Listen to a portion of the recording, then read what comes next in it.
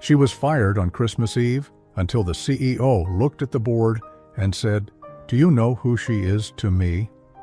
She was fired on Christmas Eve in front of everyone. No warning, no explanation, just silence. As the board watched her walk away with nothing but her dignity and humiliation. But then, the CEO stood up. The room froze, every breath held. He looked at the board and said, "Do you know who she is to me?"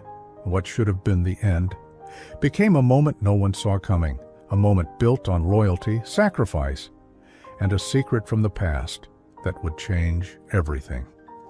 Before we continue, if you enjoy touching and inspiring stories like this one, make sure to subscribe to the channel and leave a like. Now, let's get back to the story. "You're making a mistake," Aria said softly, but no one met her eyes. The boardroom smelled faintly of cinnamon and expensive leather. A garland hung crookedly over the glass door, the only hint that it was Christmas Eve. Outside, snow whispered against the windows of the 34th floor, but inside, everything had gone silent. Too silent. She stood alone. 12 board members sat across from her like marble statues, not one willing to explain why they had just asked her to clear her desk, effective immediately. Her emerald green blouse caught the winter light, glowing softly against her skin, like it didn't realize it was being worn in the middle of a humiliation. At the head of the long table, the chairwoman cleared her throat.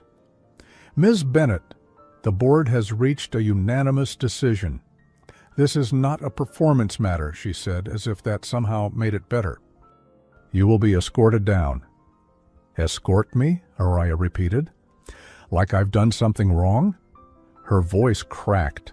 Not loud, not dramatic, just broken enough for everyone to hear the echo of it in their own conscience. Still, no one answered. To her left, someone coughed. Across the room, one of the junior partners blinked down at his phone, avoiding her eyes. No one even looked angry, just inconvenienced. Aria drew a slow breath, her hands trembling only slightly as she reached for her bag. Her fingers brushed the corner of a small velvet box tucked deep inside, the symbolic object she never left home without. It was her grandmother's locket. She hadn't opened it in years, but she still carried it. A thin silver chain, etched with tiny forget-me-nots. Her grandmother had worn it through harder times than these. Widowed young, immigrated alone, worked 3 jobs and still brought Aria sugar cookies in a brown paper bag after school. That locket had seen shame and survived it. Aria straightened her back, and then, just as she stepped toward the door, the handle turned, and in walked Dominic Hale, the CEO. The man no one interrupted. His presence filled the room in an instant. Tall, impeccably dressed, charcoal gray suit, eyes like steel. Even the board members shifted slightly straighter in their seats. Aria froze. He wasn't supposed to be here. Dominic looked around slowly, taking in the airless room, the awkward tension, and the expression on Aria's face. She saw the flicker of recognition in his eyes, and something colder underneath, something calculating. He walked toward the table with calm, deliberate steps and said nothing at all. The silence thickened. "Dominic," the chairwoman began, standing. "Sit down," he said, not raising his voice. She did. Aria's pulse thundered in her ears. She hadn't spoken more than 3 words to him in 6 months. He barely noticed. Junior staff? Why would he interfere now? He picked up the formal letter resting on the glass tabletop, scanned it, then looked at Aria. And then he turned to the board. "Do you know who she is to me?" he asked quietly. A beat passed. No one answered. Dominic's eyes didn't leave the chairwoman's face. "Aria Bennett is not a name you forget. If you've done your due diligence," he continued. "She rebuilt your Q3 projections after the logistics failure. She caught the merger clause that would have cost this company $11 million in 3 years. And she did it while working weekends for a salary you wouldn't offer your niece." The air snapped. She is the reason 3 of you still have chairs at this table, Dominic added. Then turned back to Arya. You've been fired? She blinked. Yes. His gaze dropped briefly to the silver chain peeking from her bag, then back to her eyes. Not anymore. The board erupted. Words flew. Dominic, this sets a precedent. You don't have the authority, but he lifted one hand. I'm the CEO, he said. I don't need authority. I have responsibility. And just like that, everything changed. Arya felt her knees weaken, not from relief, but from the unbearable tension releasing all at once. She hadn't cried, wouldn't, not here. But someone in that room had just reminded the others what a spine looked like. Dominic handed the letter back to the chairwoman. Rewrite it, this time with an apology. Then he turned back to Arya. Come with me, he said. In the hallway, the gold doors of the executive lift closed behind them with a gentle sigh. Arya stood quietly, arms folded, her voice still caught somewhere between confusion and fury. Why did you do that? She asked. Dominic didn't look at her. Because it was wrong. That's not an answer. He finally turned his head. It's not the answer you want. Arya opened her mouth, but no sound came out. She wanted to thank him. She wanted to tell him off. She wanted to know why someone she barely knew had just risked his credibility to pull her out of a pit no one else had dared step into. The elevator chimed. Dominic stepped out first. She followed, heels echoing on the polished stone floor of his private level. On his desk sat 2 ceramic mugs, the kind that clearly hadn't come from any high-end caterer. One of them had a chip on the rim and said, "World's okayest boss," without asking. Without. He handed it to her and said, "Sit." Arya took the coffee. Her hands were still shaking, but the warmth steadied her just a little. You didn't ask if I was guilty of something, she said. You aren't. You don't know that. I do. She studied him. How? He hesitated, then said, because I knew your grandmother. The world shifted. My... what? Dominic walked to the window, facing the city lit with Christmas lights and snow. His voice was quiet now. She worked at the same cafe I studied at during college. Every day, she left a slice of lemon cake at my table, told me I looked too serious for someone so young, told me life would humble me. Arya's throat closed. That was her, Dominic added. She said one day I'd have power, and I'd better remember what dignity costs when it's stolen from someone who's done nothing wrong.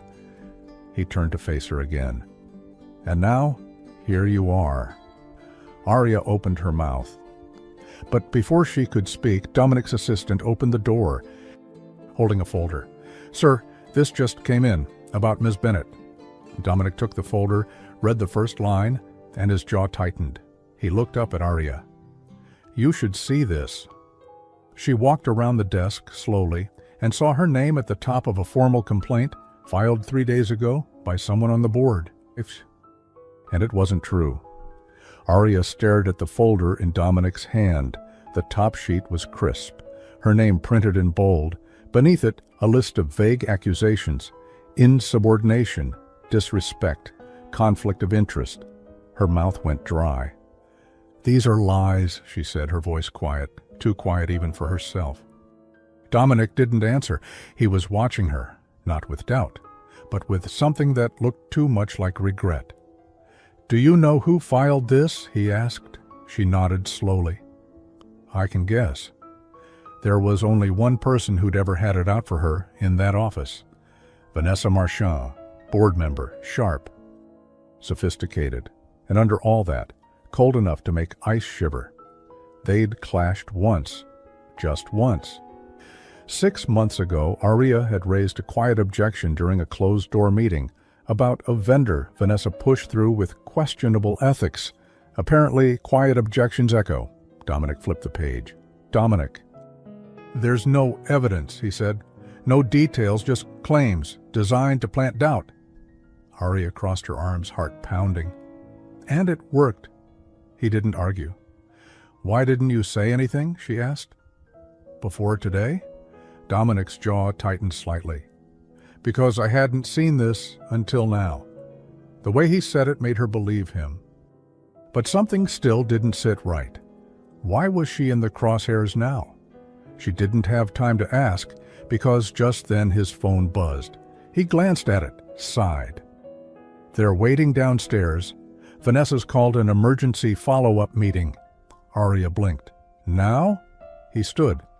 Apparently, ethics violations can't wait till after New Year's. She rose too, clutching the coffee mug still warm in her hands. "Don't come," he said. Her eyebrows lifted. "I mean it," Dominic added, soft but firm.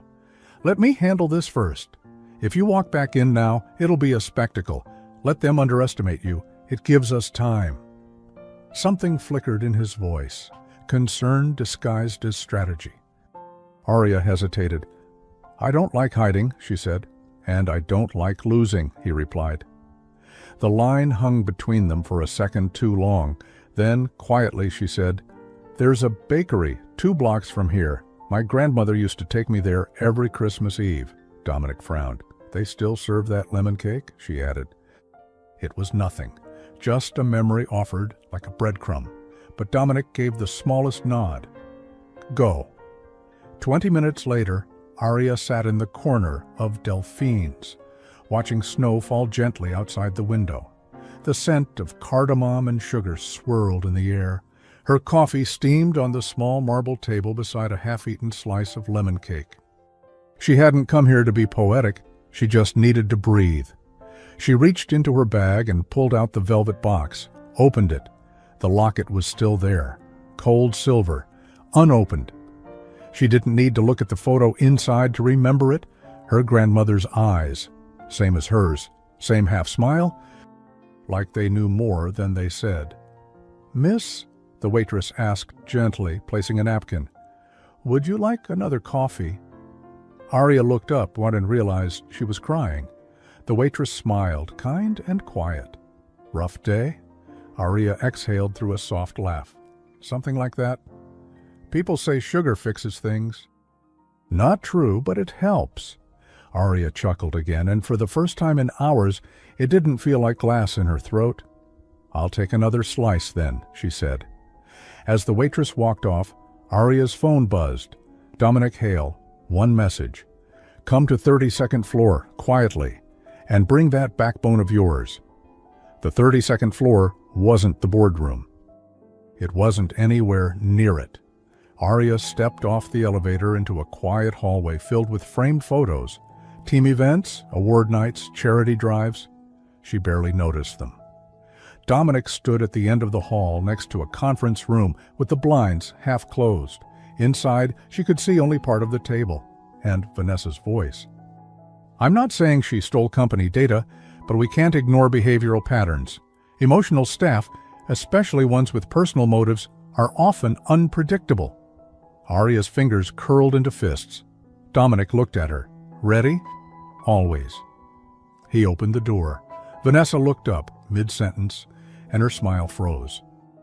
"Arya," she said with a practiced warmth, "we didn't expect you." "I noticed," Arya replied, calm.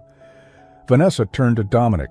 "I thought we agreed this was a confidential—" "She has the right to face her accuser," he cut in, "and defend herself. Unless, of course, that transparency you preach only applies to others." Vanessa's lips twitched. Arya sat. "I'm curious," she said lightly. "What exactly did I do this week, when I wasn't working 12-hour days and answering emails at midnight?" Vanessa held her gaze.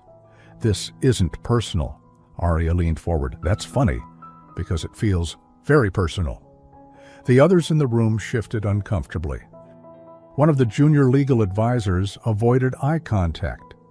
Dominic stood at the edge of the table, arms crossed, silent, watching. "What you're doing," Arya said to Vanessa, "is trying to erase a quiet objection I made months ago, about a vendor you forced through.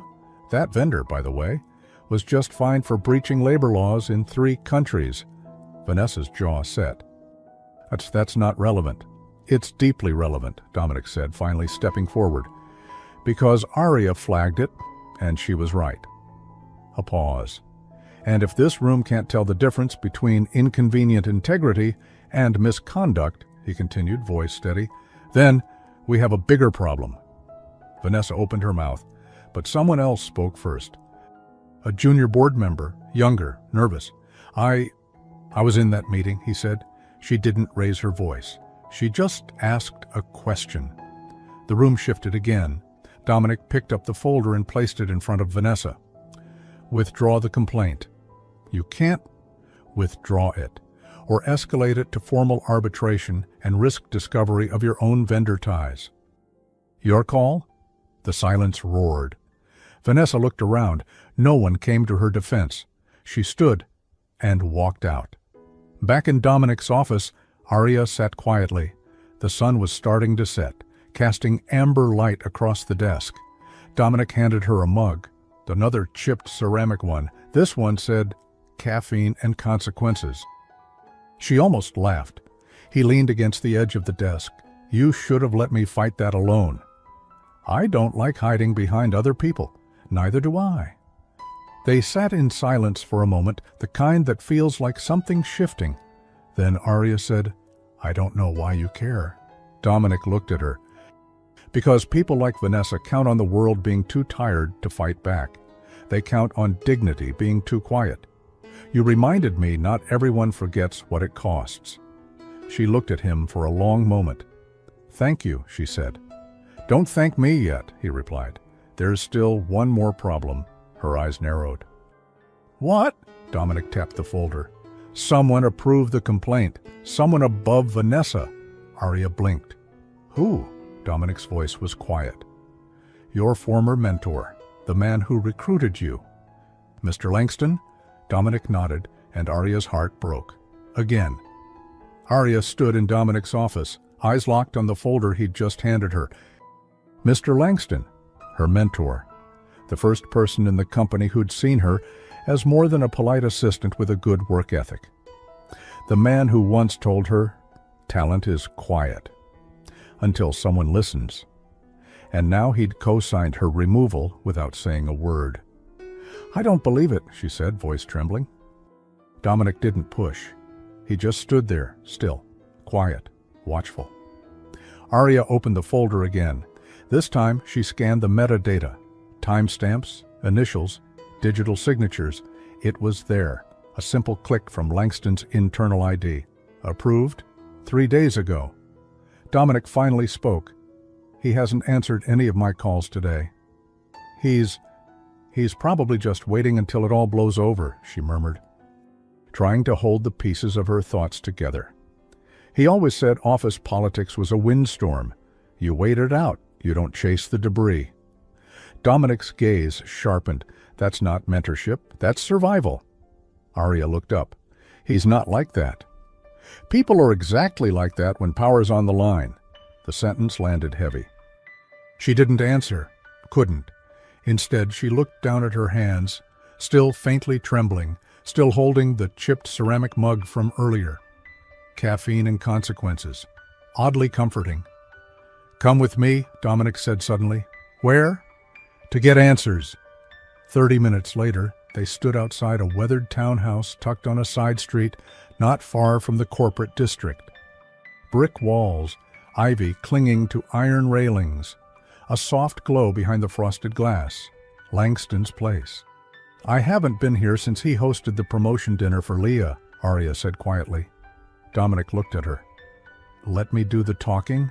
She shook her head. "No, if I don't ask, I'll never forgive myself." Dominic gave a small nod and stepped aside. She pressed the doorbell, footsteps, then the door opened. And there he was, Langston, mid-60s, neatly trimmed beard, eyes still sharp behind his glasses. He froze. "Arya." She tried to smile, failed. "Can we come in?" He hesitated, then opened the door wider. "Of course." Langston led them into a warm, book-filled sitting room. A tray of half-eaten shortbread and untouched tea sat on the coffee table. Everything about the place felt unchanged, except the air. Dominic remained standing, silent, by the fireplace. Arya sat on the edge of the couch. Langston lowered himself into his old leather armchair, with a sigh. "I assume you've seen the file." "You clicked approve," she said gently. "Why?" He rubbed the bridge of his nose. "Because the board had the votes, with or without me." "That's not a reason," she whispered. "That's a shield." He flinched. "I didn't write the complaint, Arya. I didn't draft the language." But the winds were already blowing. I thought, maybe I could quiet it, keep it informal. No scandal, no HR record, a few weeks off, and I was going to lose everything, she said, voice rising. Langston looked up.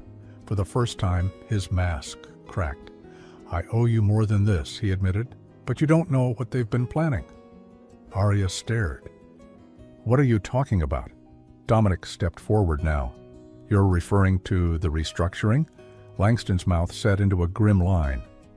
"Vanessa's been positioning herself for your seat, Dominic, quietly building alliances on the board. I've heard whispers. She's pushing for early transition." "I'm 33, Dominic said. Dry. "I'm not exactly retirement age." "You're also a legacy CEO, Langston replied, "and you've made enemies. Arya's firing was a chess move, testing your reaction, marking who'd follow and who'd question." Arya's stomach turned. "So I was, what, bait?" "You were a pawn," Langston said softly. "I'm sorry." The words didn't help. They hit harder because they were honest. Dominic stepped closer to Arya. "We need to make this public," he said. "Their moves, the false complaint, the truth, all of it." Langston sighed. "You'll fracture the board." "They already did that when they turned on someone who's only ever told the truth."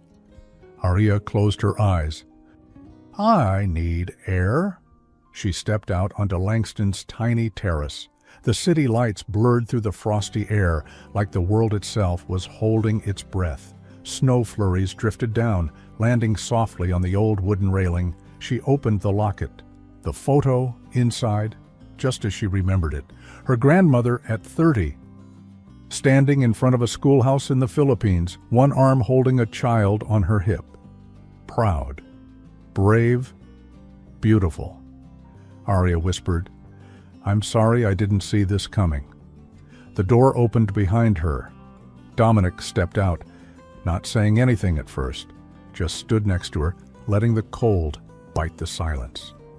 "I was 10, he said, when I first saw my father lose face in front of the board. I thought it would destroy him." Arya looked up at him, surprised. "He got up the next day and made breakfast like nothing happened. Pancakes from a box mix," Dominic added, with the ghost of a smile. He said, "There are two kinds of pride, the kind you fight for and the kind you eat with syrup." Arya laughed, a real laugh, small but bright. "That sounds oddly wise." Dominic looked at her now. "You've already won the first kind." She smiled faintly, then sobered. "What do we do next?" His voice lowered. "We make sure they can't erase you quietly, or anyone like you." "By going public?" Dominic nodded. "We call a staff-wide address, before New Year's. We tell them exactly what happened, and who you really are." Arya's brows lifted. "And who am I?" He met her eyes, steady. "You're the woman they underestimated, and the one they'll never forget again."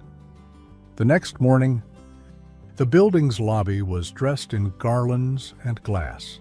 From the outside, it looked like any other corporate holiday season. But upstairs, in the executive wing, tension buzzed beneath the surface like a power line about to snap. Arya stepped out of the elevator holding a modest paper bag with two things inside: a second slice of lemon cake from Delphine's, and her grandmother's locket, now tucked safely around her neck for the first time in years. The bag crinkled as she clutched it tighter. She hadn't slept much. Too many thoughts. Too many words rehearsed in her head, hoping they'd come out right when it mattered. Today, Dominic would call a company-wide meeting. Today they would go public with the truth. And if the board didn't like it, too bad. She walked past the long row of glass offices, heading toward Dominic's. A few junior employees nodded at her, a little more aware now. A few stopped talking altogether when she passed. But one older woman, Grace from facilities, smiled and said, "Nice to see you back, sweetheart." Arya smiled back, something warm spreading in her chest. As she reached Dominic's door, it opened before she knocked. He stood there, tie off, sleeves rolled, coffee in hand.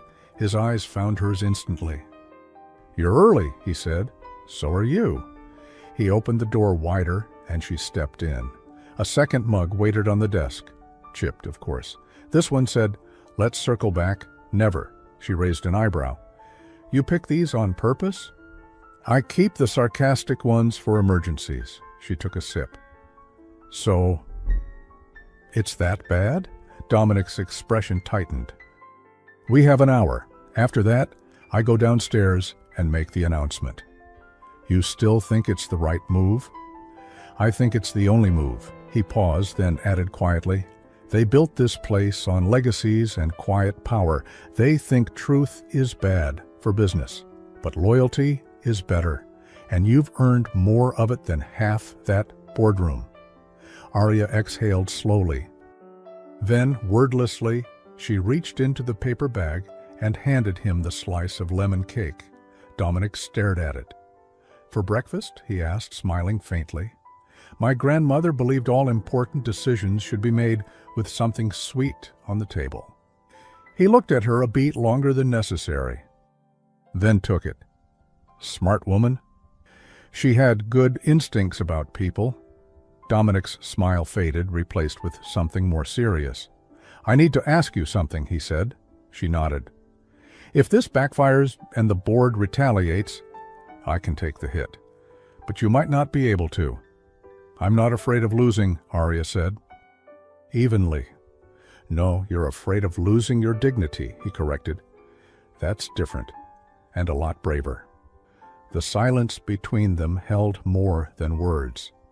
Then Dominic straightened. "Let's go write history." 45 minutes later, every screen on every floor flashed the same notification. "Urgent company address, 11 a.m. All departments required to attend the main auditorium." Hadn't been this packed since the annual bonus announcements. But this time, the crowd was quiet. Not silent, not tense, just waiting. At the front of the stage, a polished podium stood with a single microphone. Arya stood in the wings, peeking out at the crowd, heart thudding in her ears. "You okay?" Dominic asked beside her. "I might pass out." "I won't let you." "That's exactly what someone says before watching you fall on your face." He smiled. "Just barely." "You've already stood through worse," he said. "This is just truth. Spoken out loud." She nodded, then stepped back as Dominic walked onto the stage alone. The crowd rustled, phones lifted, whispered voices filled the gaps. Dominic didn't flinch. He took the mic, looked out over hundreds of faces, junior analysts, department heads, assistants, partners, everyone. And then he said clearly, "You've all heard the rumors, you've read the messages, and maybe like me you were wondering, what really happened to Arya Bennett?" Murmurs. Dominic let them ripple for a moment, then continued, "She was fired on Christmas Eve?" Gasps. A few stunned expressions. No warning, no explanation, just silence and shame. He paused. I stood by and watched it happen until I remembered who she was and what she stood for, not just to me, but to this company. He turned slightly toward the wings. "And now, you deserve to hear from her." Arya stepped into the light. The room went quiet again. She walked slowly to the podium, feeling each footstep like it echoed into history. When she reached the microphone, she unfolded a small piece of paper from her pocket, then looked up, then folded it again. She didn't need it. "My name is Arya Bennett," she began. "You may not know me." "That's okay. I've spent most of my career behind spreadsheets and reports. I'm not flashy. I'm not political, but I've worked hard. I've told the truth, even when it was inconvenient." She drew a breath, and that truth made someone uncomfortable. A beat passed. They filed a false complaint against me, and instead of asking questions, the board asked me to leave. Another ripple through the room. "But I'm still here," she said, Because someone remembered that loyalty isn't just a slogan on our walls. It's what you do when no one's watching. She touched the locket at her neck briefly, her voice warming. My grandmother used to say, it's easy to be dignified when everyone's watching, but real dignity shows up when you're standing alone. She looked toward Dominic, and I wasn't alone. Not really. The audience stilled, caught in that pause. Someone believed in me, someone stood up, and that changed everything. She stepped back. The room erupted. Applause not loud but steady, sincere. Some even stood. Not many. But enough to start a ripple of something stronger than noise. Recognition, respect, justice. Dominic returned to the mic. Let this be clear, he said. Aria Bennett is not just reinstated, she's promoted. The room stirred. Effective immediately, she will serve as Director of Ethical Development, a new department built around the one value we can't afford to lose, truth. Gasps, applause, even a few smiles. And just behind it all, at the very back of the room, Vanessa Marchand stood against the wall, arms crossed, silent, watching. The applause had barely faded when the email started. So proud of you, Aria. Speech of the year. You deserve this. Always did. And then there were the subtler ones. Would love to talk when you have a moment. Let's grab coffee soon. People who hadn't said a word to her in weeks were suddenly remembering her name. Aria sat alone in her new office, a modest corner room with a window and one potted plant that looked like it had survived worse years than this one. A box of her old belongings sat unopened on the floor. Her locket rested against her collarbone, warm from her skin. She was still processing it all. One moment she was being escorted out by security. The next, she was being promoted. Publicly, loudly, by a man who used to walk past her desk without blinking. Dominic. The memory of him standing beside her on stage still hadn't faded. He'd let her speak first, hadn't interrupted, hadn't even hovered. Just stood by. That alone had been louder than any speech. Her phone buzzed. Unknown number. One new message. Congratulations, Director. You wear power well. Aria read it twice, then once more. Vanessa. No threat, no insult. Just a message that felt like perfume with poison underneath. A minute later, her office line rang. She picked up. Aria Bennett? A cool voice replied, I'm 2 floors down. Conference room C. 5 minutes? Aria didn't ask who, she just said, on my way. Conference room C was smaller, more private, glass walls but with fogged opacity activated. The kind of setting meant for back-channel meetings no one admitted happened. Vanessa Marchand sat at the table, legs crossed, tablet in hand, unreadable expression on her flawless face. Aria stepped in and closed the door gently. You're fast, Vanessa said without looking up. You're bold, Aria replied. Messaging me after what you did? Vanessa glanced at her. What I attempted to do. She set the tablet down and folded her hands. You won, she said. You should enjoy it. I didn't come here to gloat. Vanessa smiled, Mas. A small, cool thing. That's why I asked to meet, because I think like we both know something no one else in that auditorium does. Aria's heartbeat quickened. What's that? Vanessa leaned forward. This company may applaud honesty in public, she said. But behind closed doors it still runs on discretion, power, and leverage. You've made yourself a symbol. Admirable. But symbols are easy to shatter. Aria didn't flinch. Is that a threat? Vanessa blinked slowly. It's advice. She reached into her bag and pulled out a small envelope. Your promotion is real, she said. But your position is fragile. Your department is new, unfunded. Technically, your team is you. Aria took the envelope but didn't open it. Vanessa continued, voice smooth as silk. I'm offering you an option. Align with me quietly. Publicly, you can remain your noble self. Privately, we can work together. Aria stared at her. Why would I ever agree to that? Because you're smart. Because you know this company better than most. And because, whether you admit it or not, Dominic Hale won't protect you forever. Silence. Then Arya smiled, softly, but with something fierce behind it. You know what my grandmother used to say? She asked. Vanessa didn't answer. She said snakes always smile before they bite. Arya stood. I don't need your protection. I have my own spine. She left the envelope on the table and walked out. Back upstairs, Arya found Dominic waiting by her door with 2 paper cups in hand. Conference room C? He asked. Word travels fast. She has a pattern, he replied. Whenever she loses, she plays generous. Arya took the coffee. She offered an alliance. Dominic raised an eyebrow. She also reminded me that symbols are easy to shatter. He leaned against the wall beside her door, quiet for a moment. Are you scared? He asked. Yes, she said, and that's not going to stop me. A slow smile tugged at the corner of his mouth. Good. She sipped the coffee, still bitter. You always say that. Because it's always true. They both smiled.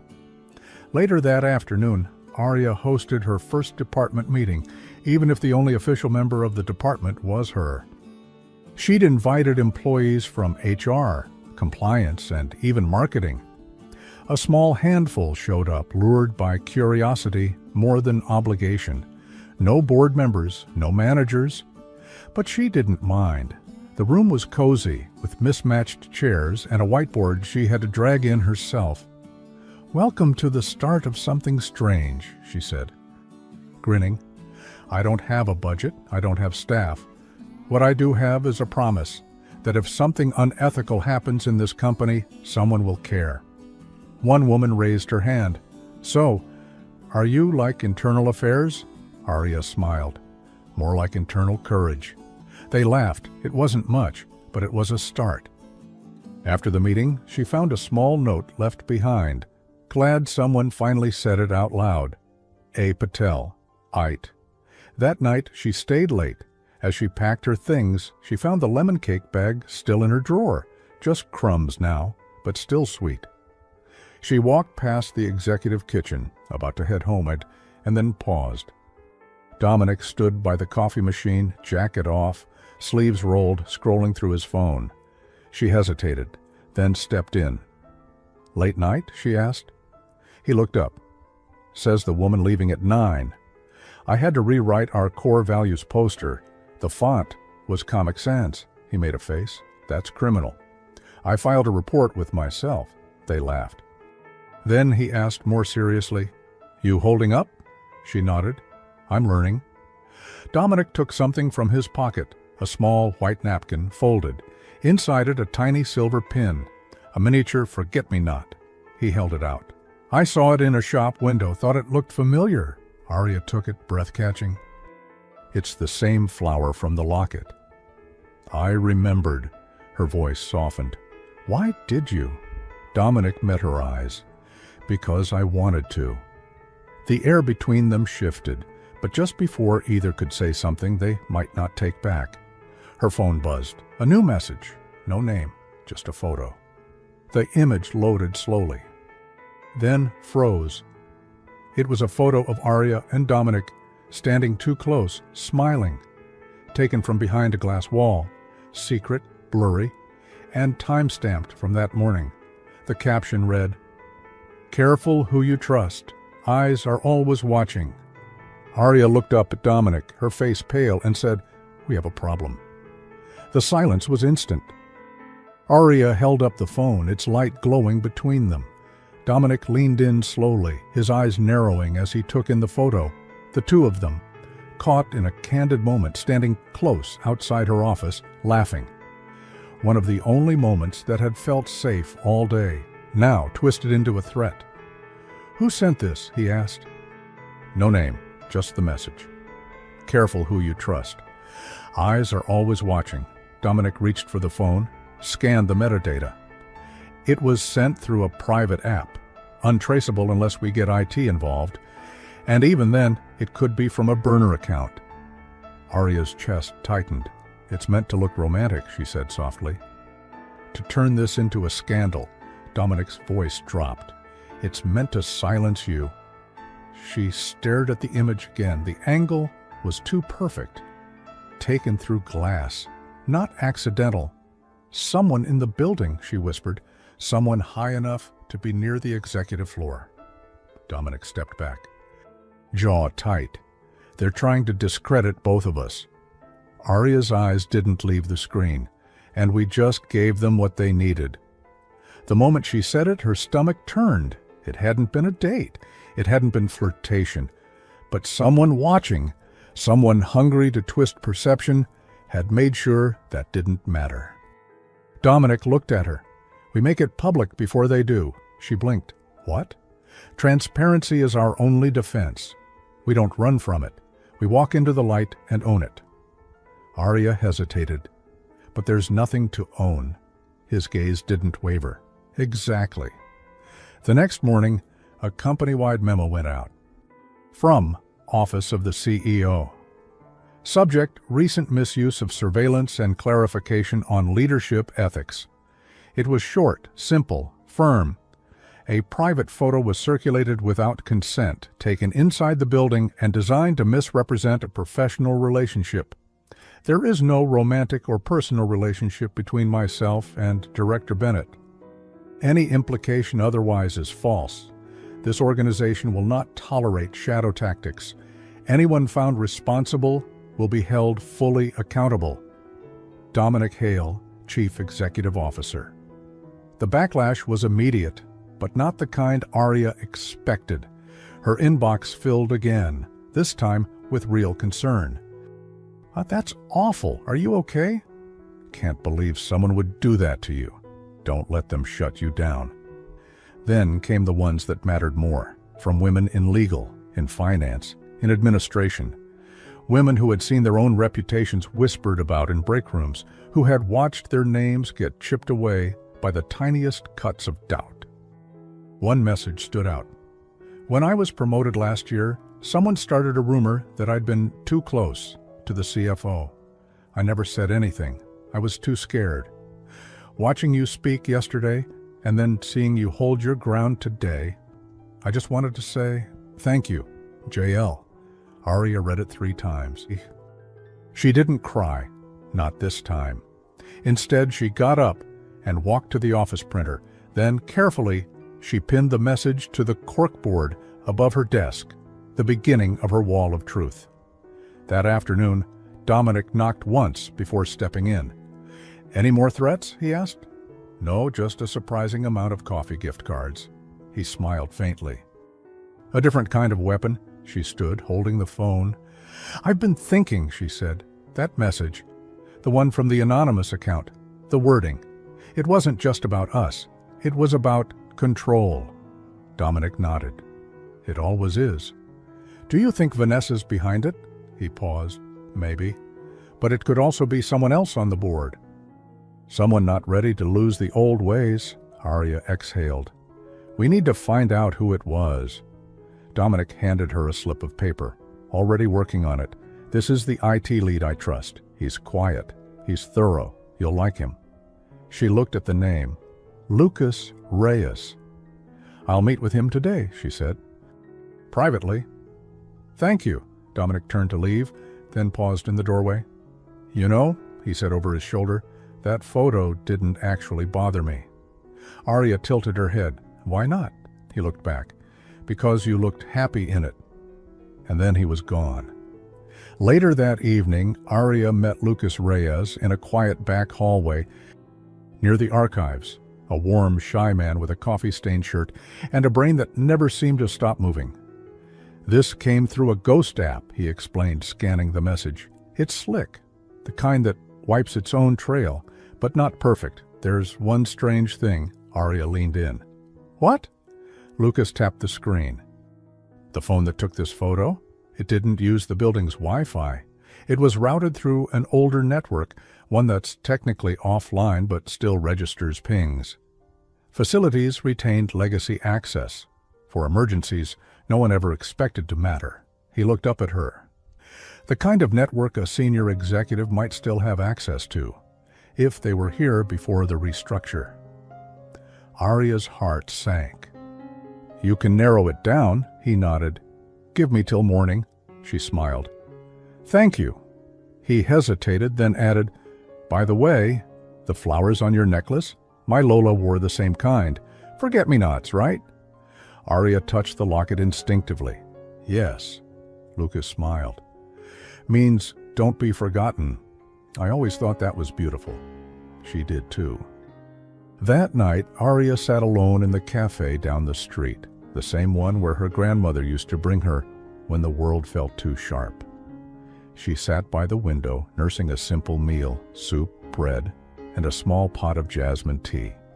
Outside, the snow had softened everything into quiet. She opened the locket again. Ran her thumb gently over the photo. You don't need to be loud to be remembered, she thought. You just have to stand for something when it matters. Her phone buzzed. A new message. No photo this time, no threat. Just a single line. "You may have survived once, but next time I won't miss." She stared at it. Her tea had gone cold. Arya didn't sleep that night. She lay awake with the curtains drawn open, watching snow drift through the amber streetlight outside her bedroom window. The threat replayed over and over in her mind, like a whisper in a dark room. "You may have survived once, but next time I won't miss." It was meant to rattle her. It did. But it also did something else. It made her certain. This wasn't just about company gossip anymore. This wasn't about career politics or bruised egos. Someone wanted her erased.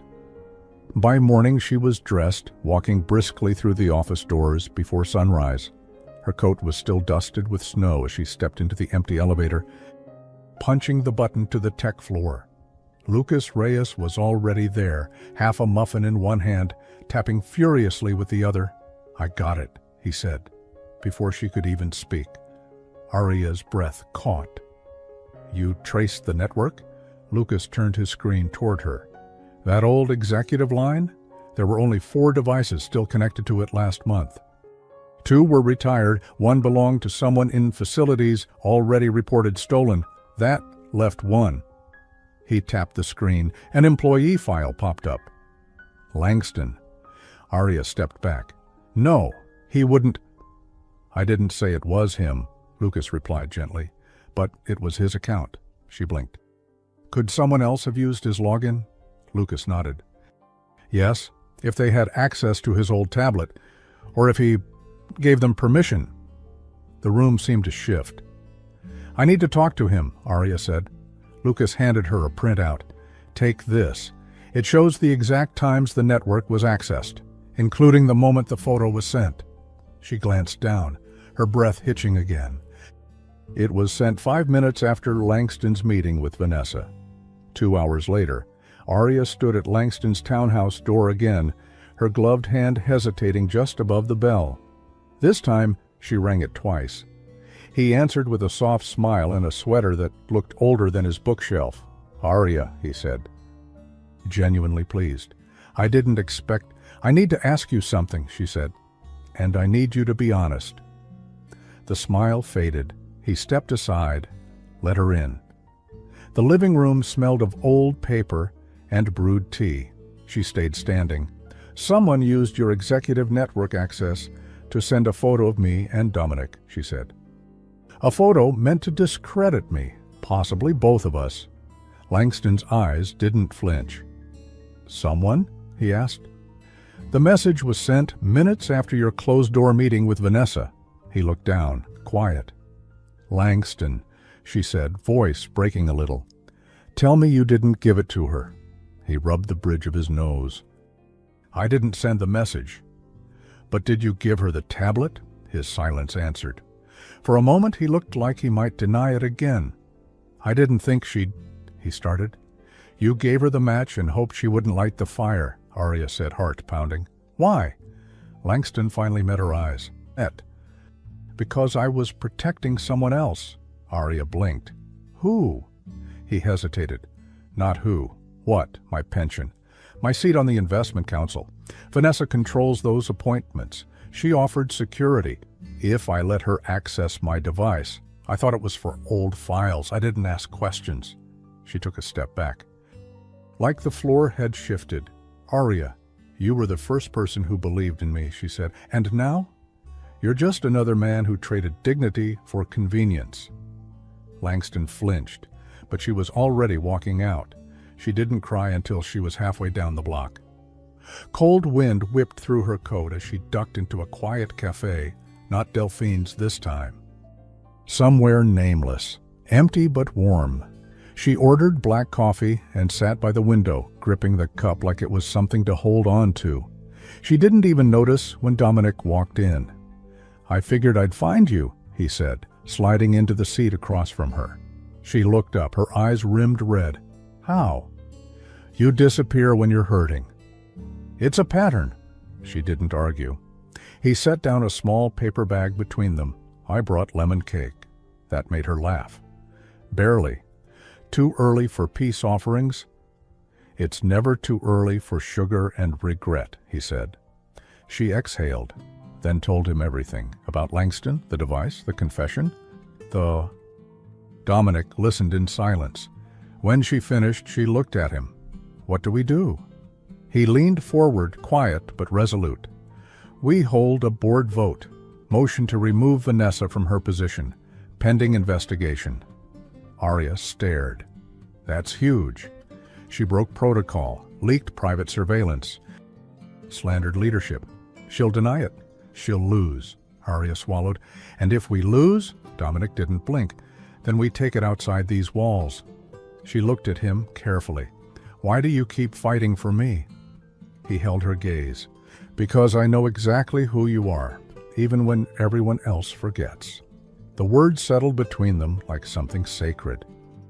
Then Dominic leaned back. "Finish your coffee," he said. "We've got a coup to plan." That afternoon, Arya and Dominic stood side by side in the boardroom again. This time not as silent players, but as leaders. 12 members sat across from them. The same cold eyes, the same stiff suits. Vanessa was last to arrive. She swept in wearing crimson. Bold, composed, unreadable. Dominic stood. "This meeting is to address an ethics violation by a sitting board member," he said, voice calm, "and to propose a vote for temporary removal while an independent review is conducted." Vanessa didn't blink. He turned to Arya, who... She stepped forward, her voice steady. "We have evidence that board access was used to leak a falsified narrative designed to damage leadership credibility and intimidate employees into silence." Gasps, shuffling. Dominic laid down the folder. Inside, the photo, the timestamps, the tech trace from Lucas, and Langston's written confession. The room went still. Vanessa sat back, lips twitching. "Well," she said smoothly, "that was faster than I expected." She stood. "I'll save you the vote. I'm taking a leave, but I'm not gone. And if you think this ends with one speech and a photo—" Dominic cut her off. "Dominic." "No," he said, "it ends with truth." Vanessa gave a slow, mocking clap. "Good luck running this place without me." She turned, walked out. This time, no one stopped her. Outside in the hallway, Arya and Dominic stood alone. "She's not finished," Arya said. "No," he replied, "but neither are we." Then, without warning, he reached into his pocket, pulled out something small. It was a ring, but not that kind. A key ring. He held it out. "One more promotion," he said. She looked at him, confused. He smiled. "The office next to mine. It's yours." Arya laughed. Full, real, shaken by relief. Then she said, "Leaf. You know, for a man who avoids sentiment, you're awfully good at it." He shrugged. "It's your fault." "How?" "You make it hard not to care." The key sat warm in her palm. A simple brass loop, no tag, no label, but it felt heavier than it should, like it carried not just access, but a message. "You've earned your place." Arya stood outside the door Dominic had pointed to. The nameplate was still blank. The office was quiet, mid-sized. Sunlight spilled across the oak desk, lighting up dust motes in the air. A window overlooked the east side of the city, where the snow was now melting into glistening slush. No garlands, no celebration, but it was hers. She stepped inside, still holding the key like it might vanish. She turned slowly in a circle, the room unfamiliar yet safe. The last few days had been a storm, public disgrace, private threats, a near takedown, and somehow victory. But the moment she felt most disoriented was now. Stillness. She placed the key gently on the desk. Then, for the first time in days, she let herself breathe. A knock at the door made her jump. Dominic leaned in, tie loosened, 2 mugs in hand. Without asking, he stepped inside and handed her the one that said emotional damage but make it productive. "Did you pick these out yourself?" she asked, eyeing the mug. "Or do they come with the title?" "They're a gift," he said. "From HR, ironically." She sipped. "Still bitter." "You say that every time." "You keep making it true." They shared a smile. Then, for a moment, nothing. Just the quiet hum of the heater and the faint rustle of paper somewhere down the hall. Finally, Dominic spoke. "I didn't plan to give you this office." Arya raised an eyebrow. "Oh?" "I was saving it. For someone else." "Someone important?" He nodded. "Someone honest." Her chest tightened. She looked away too quickly. Dominic shifted. "You didn't have to come back here after what they did." "After what Langston did." "I didn't come back for them." He looked at her. "Then who?" Arya's eyes met his, and just as the silence between them sharpened, a knock. They both turned as Lucas Reyes stepped in, holding a folder like it might catch fire. "Sorry," he said, blinking at both of them. "But, I have something." Dominic took a step back. Arya waved him in. Lucas set the folder down. "I kept looking through the backlogs. I wasn't going to, but something about the timestamps felt off." Arya leaned in. "Off how?" Lucas pointed to the folder. "The photo leak wasn't Vanessa's idea. Or at least, she wasn't the first one to send it." Dominic frowned. "Wait, what?" Lucas pulled out a printout. "This message," he said, tapping the threat Arya received, "was forwarded. It wasn't written by the person who sent it to Arya." Arya sat straighter. "Forwarded from who?" Lucas hesitated. "That's the weird part. It came from someone inside facilities." Dominic blinked. "Maintenance?" Lucas nodded. "But not just anyone. It was sent using a code we use for secure areas. Places like private storage, old archives, CEO records, stuff most people forget even exists." Arya's mind started turning. "Are you saying someone else took the photo?" "Yes, and they're using the board's chaos to cover it." Dominic was already pulling out his phone. "I want every access point to that network logged. Names, times. Get security. Quietly." Lucas nodded and left. When the door closed again, Arya looked at Dominic. "There's more going on here," he nodded. "It wasn't just personal. It was planned." Arya's thoughts drifted back to the slow creep of rumors, the timed complaint, the way the board moved in sync like someone was setting the pieces days, maybe weeks, in advance. She turned to Dominic. "What if this wasn't about me?" He looked at her. "What do you mean?" "What if I was just the test?" Dominic stilled. "And the end game is you." Later that night, Arya sat at her kitchen table, locket around her neck, computer open, the file Lucas gave her spread out beside her untouched dinner. She'd lit a single candle for calm, for focus, and made a cup of peppermint tea, though it had long gone cold. She scrolled through names, access logs, old visitor credentials. One stuck out. C. Ellis. Listed under contractor. Logged in 3 times to Dominic's private floor. One timestamp matched the moment the photo had been taken. She froze. Ellis wasn't an employee, not on payroll. But she recognized the name. A private consultant. Someone Dominic's father had hired years ago during an internal audit scandal. Someone who quietly disappeared after that era ended. She pulled up the employee photo from an old directory. A lean man, mid-50s, sharp eyes. She remembered him. Vaguely. He'd been in the background at a few meetings, never spoke. She sent the photo to Lucas with one line, "Confirm this is the man who used the access code. Now." Then she called Dominic. He picked up on the first ring. "Aria?" "It wasn't a board member," she said fast. "It was someone from the outside." "Someone tied to your father's tenure." A pause. "Cameron Ellis," Dominic said, voice low. "I haven't heard that name in a decade." Aria's voice trembled.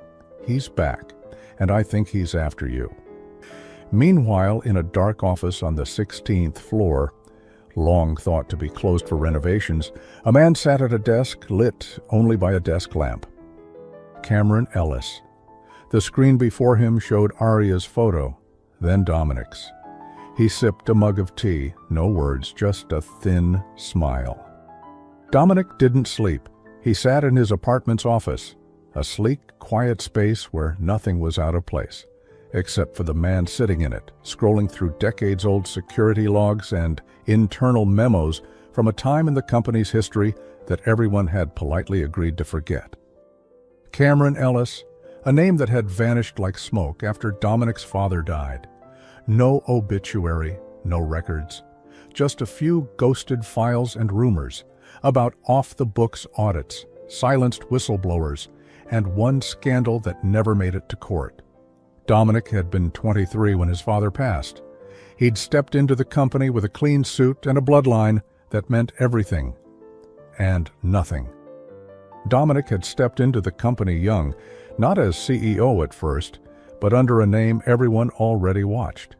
He hadn't been ready then, but now someone was dragging that forgotten chapter back into the light and aiming it directly at the woman he couldn't stop thinking about. Across the city, Aria walked into the office early the next morning. She wore a cream sweater, soft curls loosely tied back, and a quiet focus that masked the storm inside her. Her locket lay just under her collar, steady against her heartbeat. Lucas had already sent confirmation. The name, the access, the terminal, up. All pointed to the same conclusion. Ellis was back, but why now? Her fingers tapped against her mug. This one said, "I came. I cried. I filed a report."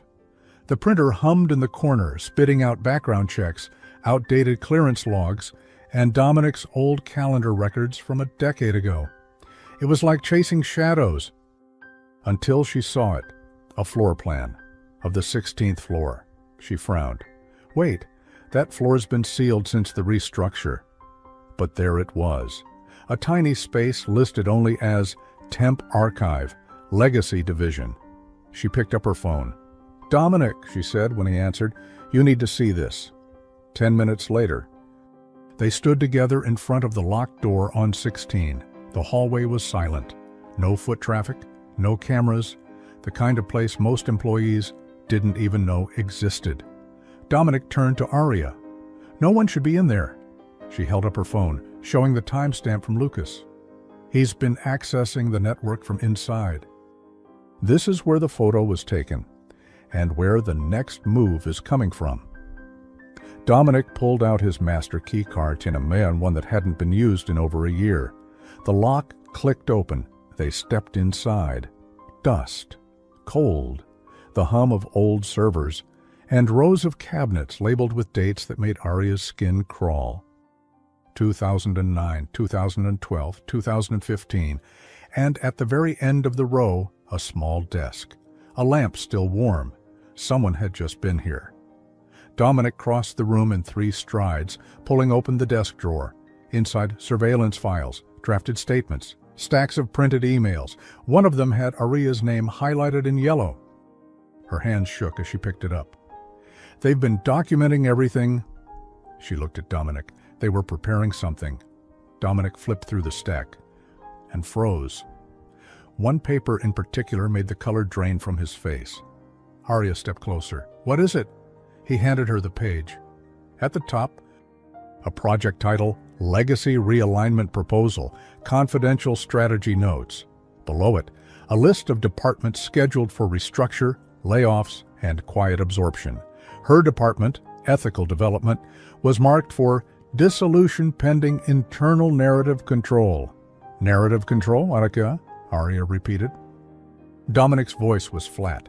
It means discredit, deny, delete. Who else knows about this? No one? Yet? Arya set the paper down. This isn't about me. This is about your name. Dominic met her eyes. I think this is the real reason Ellis is back, he said. He's trying to finish something my father started, or maybe bury it. And he thought I was a soft target. You were the trial run. They were both silent for a long moment. Finally, Arya said, Then we tell the truth. All of it.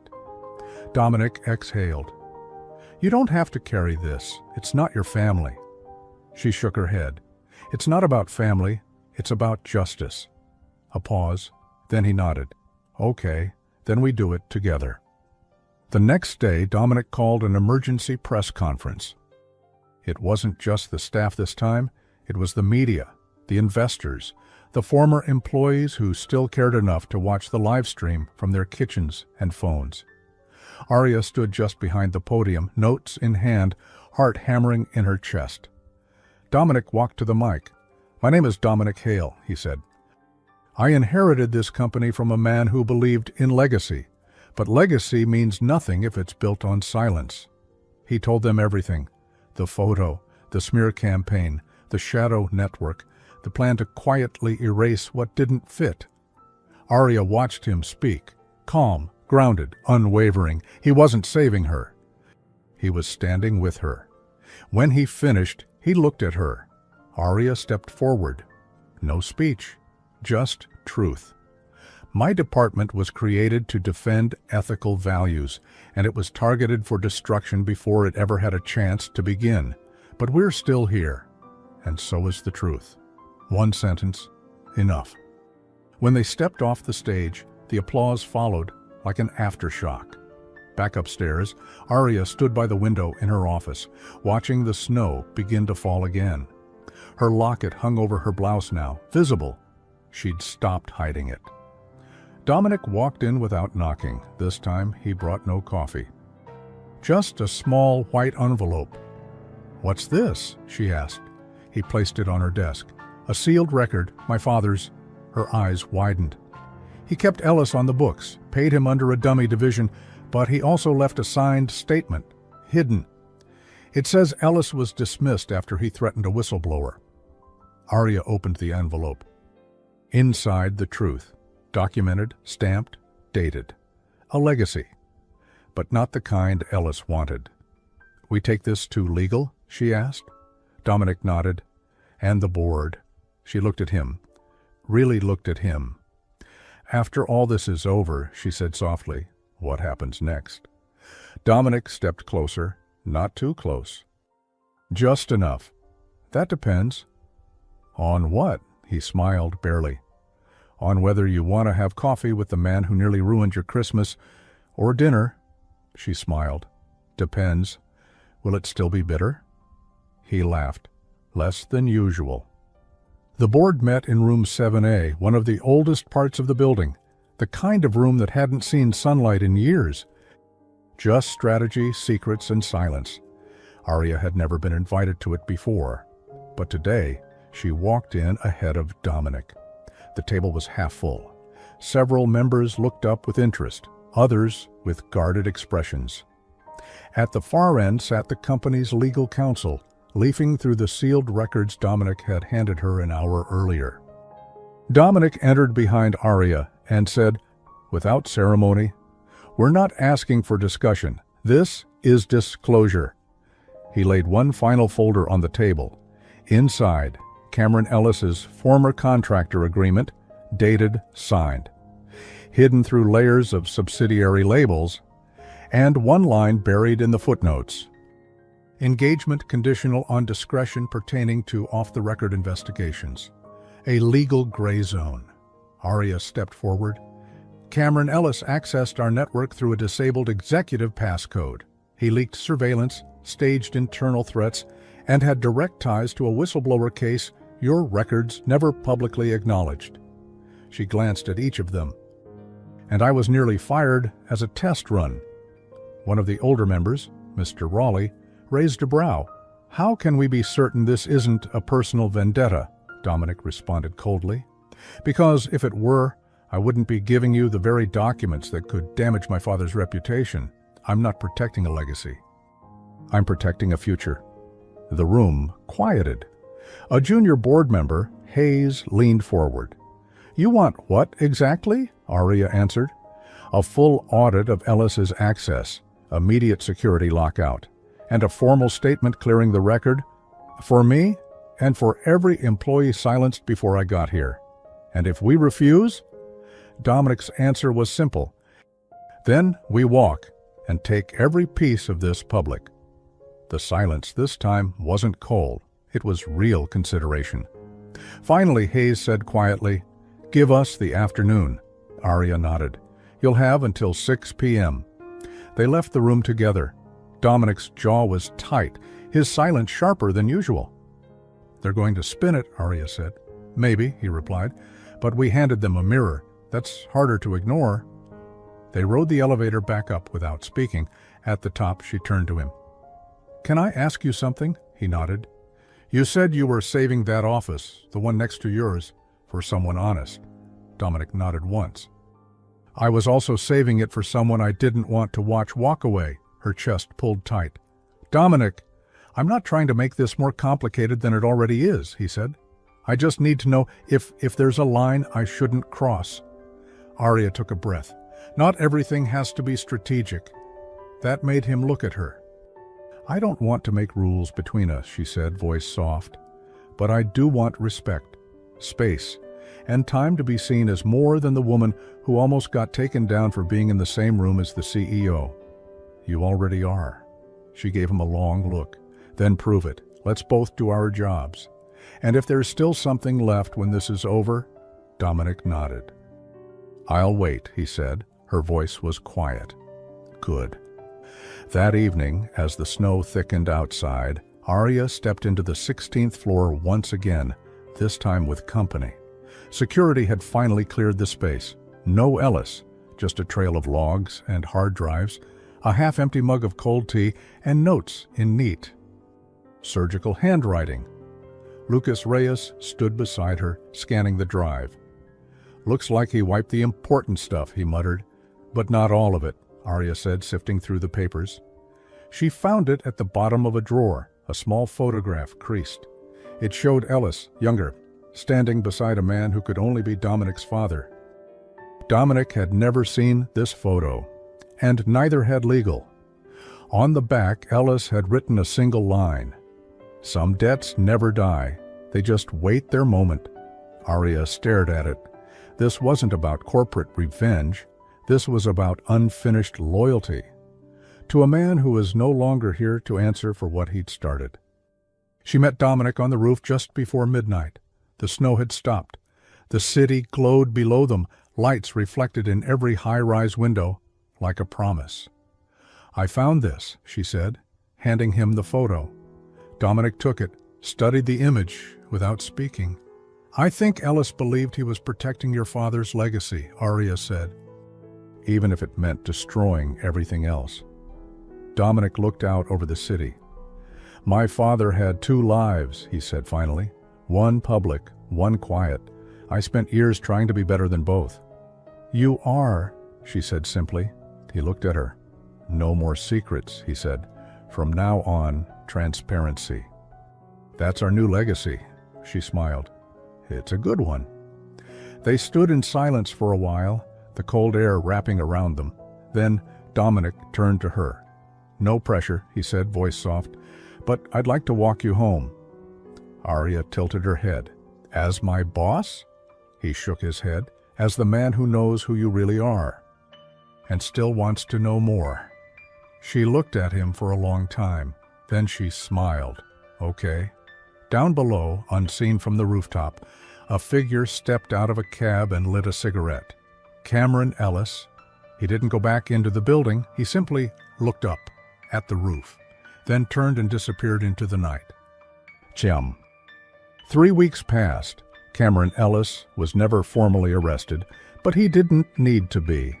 The sealed documents Dominic and Aria released to legal had done their work. A full internal audit had begun. Ellis would spend the rest of his career answering questions, quietly but endlessly. His name and the truth behind his loyalty to Dominic's father would be on record now. Not whispered about in back halls, Ellis never came back to the building, and he never contacted Aria again, which was fine by her.